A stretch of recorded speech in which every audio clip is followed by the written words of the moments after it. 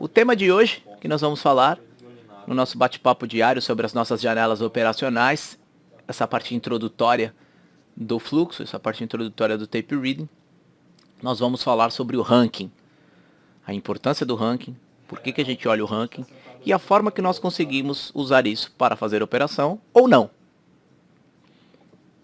Beleza?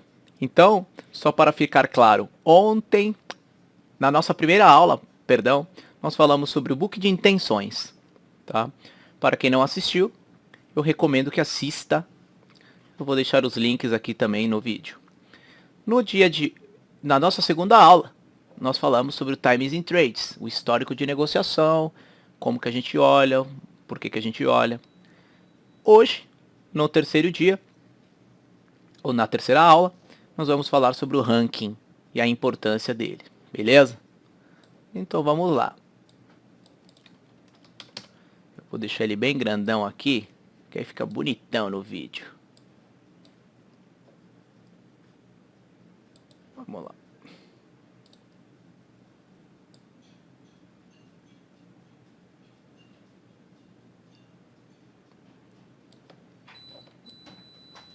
Fugiu aqui. Tá bonito isso aqui. Cada fone com uma cor diferente. O que foi? Cada fone com uma cor diferente. O meu é só verde. É só verde, dá pra configurar as cores. Legal. Então eu separei aqui o ranking.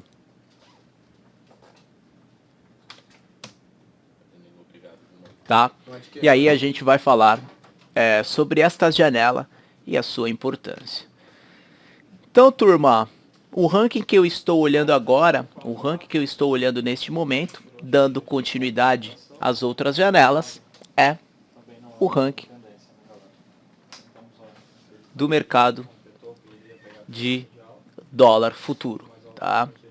O ranking, galera, o que ele é, né? Ele mostra para nós, como o próprio nome já diz, quem está melhor ranqueado na venda ou na compra durante o dia, tá?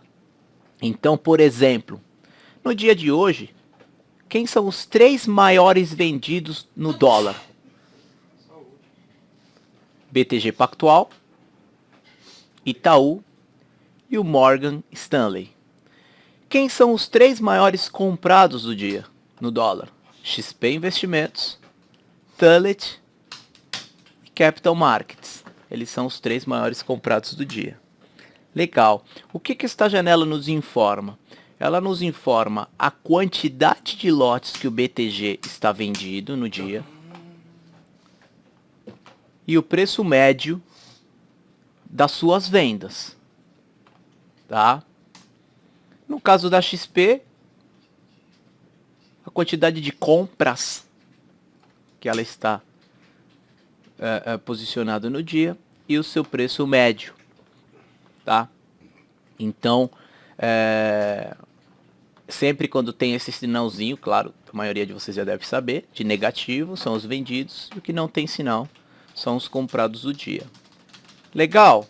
Beleza. Uma coisa que vocês têm que saber é, no caso do BTG Pactual, por exemplo, o BTG Pactual, galera, ele é um banco que não é uma instituição que opera uma única pessoa, um único cliente. É uma instituição onde operam vários clientes, várias instituições, vários fundos. Ou seja, este médio aqui são de várias pessoas, não é somente de uma única pessoa. Beleza? Então, o BTG, ele está o dia inteiro comprando, vendendo, comprando, vendendo, comprando, vendendo, comprando, vendendo. Mas, na média, a quantidade de vendas que saíram por esta instituição, na média, ficaram maiores na venda. Ou seja, conforme ele vai comprando, vendendo, este valor do médio dele aqui vai melhorando ou vai piorando. Tá? Então, esse valor aqui ele não é estático, ele vai sempre mudando. Tá? É a mesma coisa a XP. Pô, a XP está comprado em 3.295. Alisson, essa compra é de uma pessoa só? Não. A XP também tem várias instituições que operam por ela. E provavelmente esta posição não é somente de uma pessoa. E o médio, conforme a XP compra e vende, também vai se alterando. Beleza? Então, é importante nós acompanharmos. É uma vantagem, antes de tudo, galera, que fique claro para vocês, é uma vantagem que nós temos aqui no Brasil, nós aqui, da terra de Tupiniquim, que nós temos aqui no Brasil, pois nós somos o único país que ainda tem, galera, as instituições desenhadas para nós. Na grande maioria do mundo, não existe saber quem está fazendo o que no operacional, tá? É aquela famosa tela cega. Quem tem tela cega, né? Ou seja, não consegue saber quem faz o que. Seria uma informação a menos. Nós já temos esta possibilidade de saber. Antes que vocês me perguntem, Alisson, e no dia que a tela ficar cega, será possível fazer tape reading? Vou falar para vocês, será. Muito mais importante, galera, é o preço. Muito mais importante sobre quem está fazendo o que. Então, tem muito tape reading, o mundo afora, sem necessariamente olhar quem está fazendo o que. Legal? É possível. Ponto. Alisson, vai virar a tela cega aqui no Brasil? Essa é a outra pergunta que eu escuto muito. Eu escuto que a tela cega vai virar no Brasil há aproximadamente 10 anos, desde 2007, 2008. Todo mundo, desde que surgiu o eletrônico, isso se escutava bastante, de que a tela seria cega, para seguir a tendência dos Estados Unidos, principalmente. Porém, isso até hoje não aconteceu.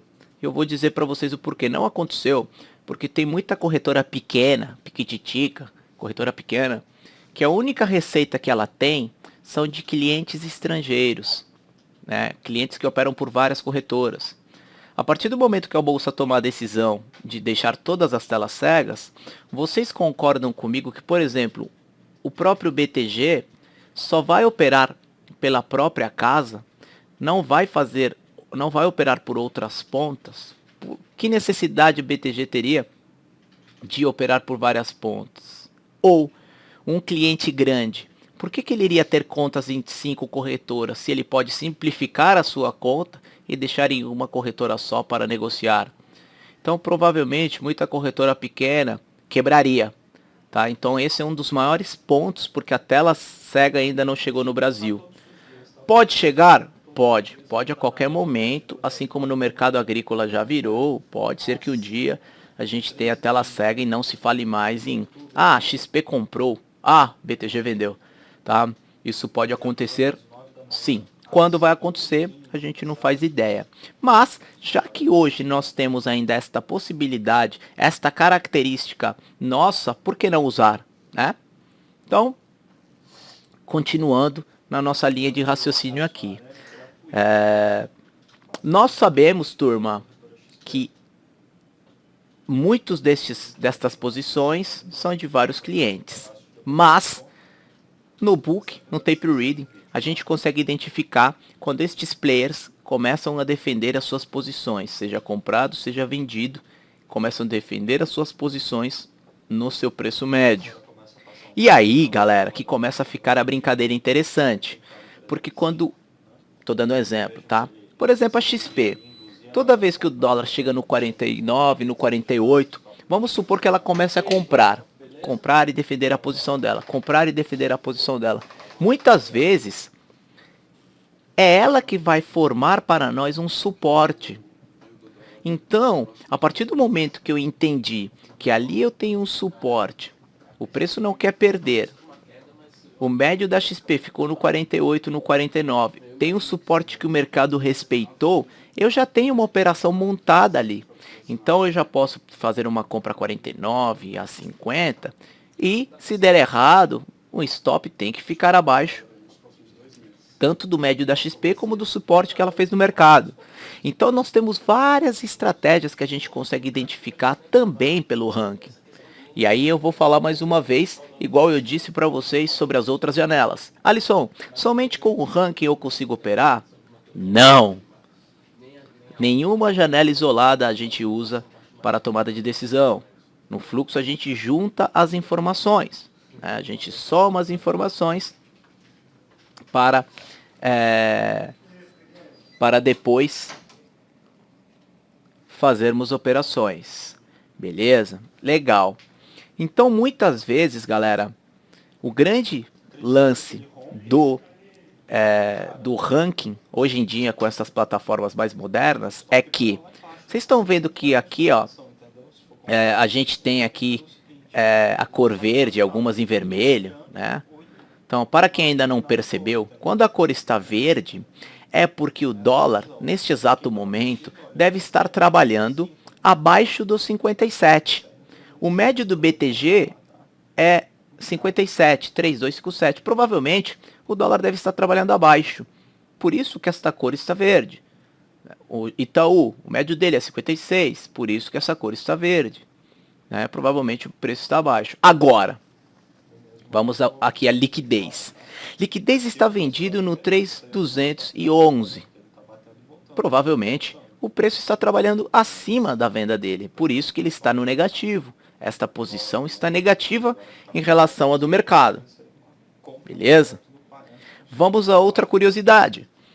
Muitas vezes, galera, vocês vão perceber de que o médio, seja da venda ou seja da compra, eles estão muito diferentes ou muito distantes das máximas e mínimas do dia.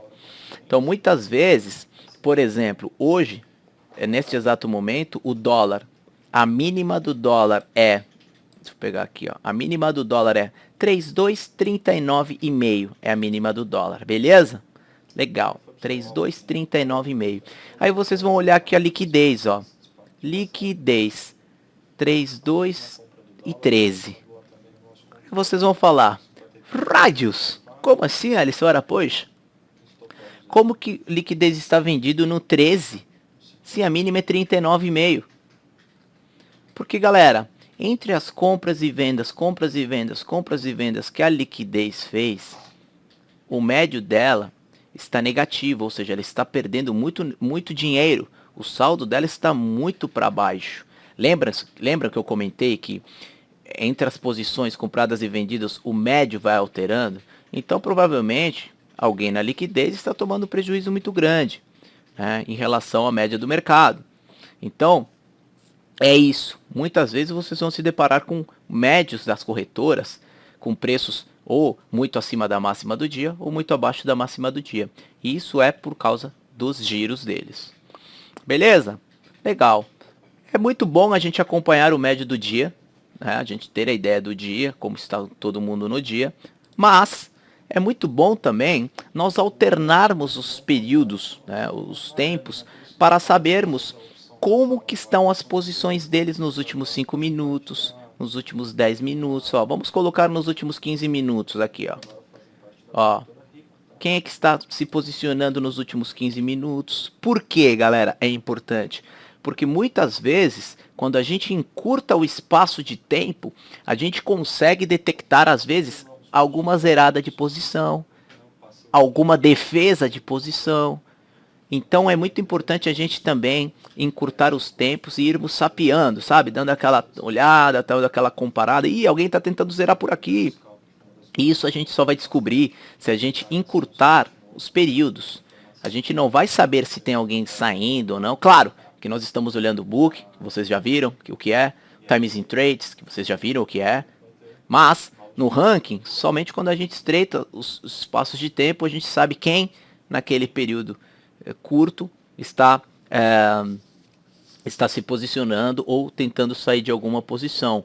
E nisso a gente soma ao nosso desenho do mercado. Se nós já detectamos suporte, se nós já detectamos resistência, se nós já detectamos a tendência, etc e tal, a gente pega essas informações para somar, né? Para somar a ideia de que de repente vale a pena entrar vendido, vale a pena entrar comprado.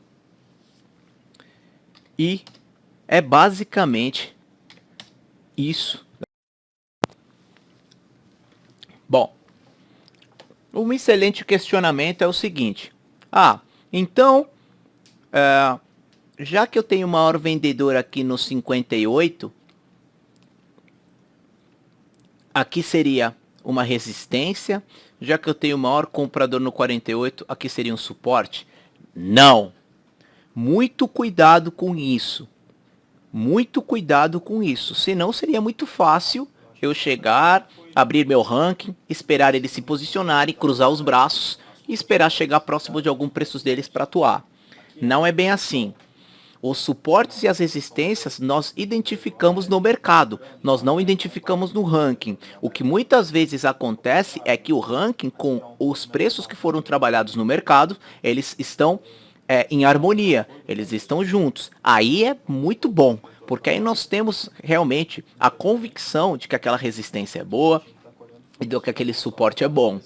Se o mercado chega toda vez no 58 e vários players, o mercado começa a vender, realmente eu sei que ali é uma resistência. Mas ali não vai ser uma resistência somente por causa do BTG. Então muito cuidado com esse tipo de pré-análise para não sair se posicionando somente por conta disso. Tá? Não existe essa regra. Ah, ali tem uma hora vendida, então chegar lá eu vou vender. Não existe isso. Tá? Então, muito cuidado com isso. Tá? O que a gente tem que usar é essas informações juntas com a do mercado. Beleza?